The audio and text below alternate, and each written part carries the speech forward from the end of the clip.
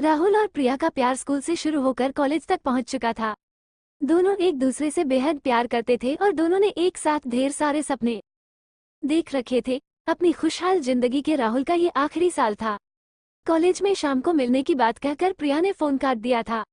राहुल ने घड़ी देखी तो अभी दिन के 3 बज रहे थे। वो प्रिया से मिलने के लिए बेचैन हो रहा था। आज राहुल ने महसूस किया कि प्रिया की आवाज में एक बेचैनी सी थी। शाम होने को आई थी। अचानक राहुल के घर की घंटी बजी और इससे पहले कि राहुल दरवाजे तक पहुंचता, उसकी मां ने दरवाजा खोला। वो प्रिया ही थी। उसने राहुल की मां को नमस्ते किया और सीधे राहुल के कमरे की तरफ बढ़ गई। राहुल की मां को उनके प्यार के बारे में पता था, इसलिए वो मुस्कुराकर रह गई।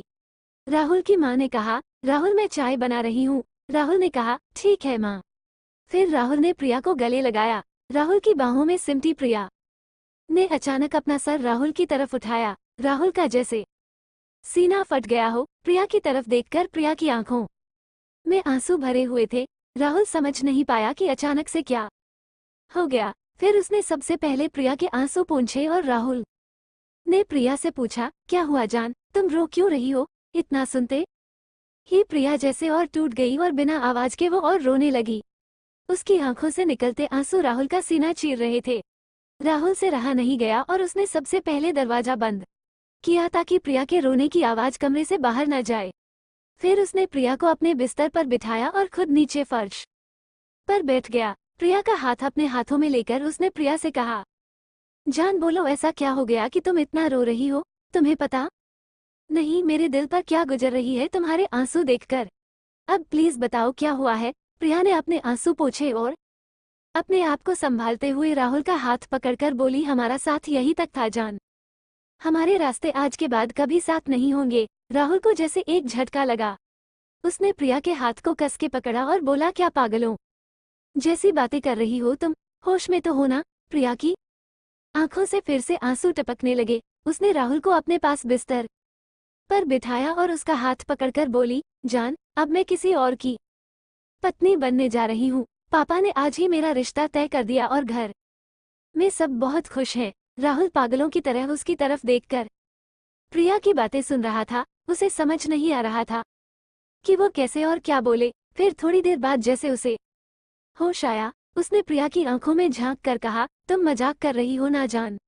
हालांकि राहुल की आवाज कर रही कंपन खुद राहुल को बता रही थी कि वो जानता था कि अब सब कुछ खत्म हो चुका है और प्रिया मजाक नहीं कर रही है। प्रिया ने उसके सवाल का जवाब नहीं दिया। अपने चेहरे को दुपट्टे से पोंछकर उसने राहुल से पूछा, क्या तुम्हें ये सच में मजाक लग रहा है?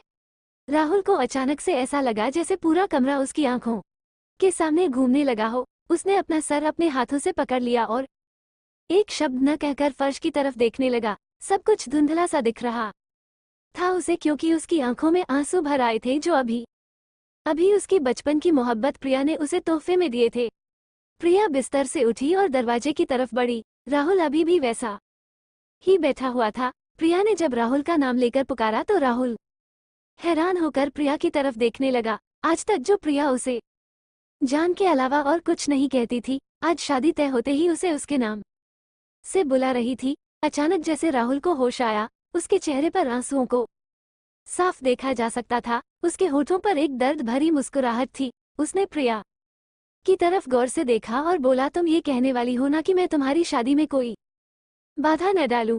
प्रिया ने ये सुनकर सर झुका लिया और हल्के से बोली, हाँ राहुल यही कहना था। मुझे पूरी उम्मीद है कि तुम मेरी हालात समझोगे और कुछ भी ऐसा वैसा नहीं करोगे जिससे ये शादी टूटे या मेरी या मेरे घर वालों की बदनामी हो। राहुल हैरानी से प्रिया को देखता रह गया। ये था उसके बचपन का प्यार, जिसे ये तक पता नहीं कि वह ऐसा कुछ करने की सोच भी नहीं सकता जिससे प्रिया या उसके घर वालों का कोई नुकसान हो। क्या इतना ही जानती थी प्रिया उसे? राहुल प्रिया से कुछ कहने वाला था, मगर फिर रुक गया। उसने प्रिया की तरफ देखते हुए दीवानों की तरह मुस्कुराया और अपने दोनों हाथ प्रिया के सामने जोड़े और फिर दरवाजा खोल दिया। प्रिया जैसे ही कमरे से निकली, उसने देखा कि राहुल की मां वहीं दरवाजे पर खड़ी थी।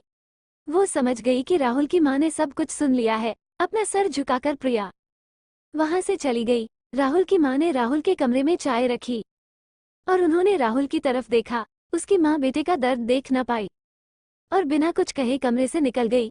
फिर राहुल ने चाय के कप को देखा। चाय से निकलती भाप उसे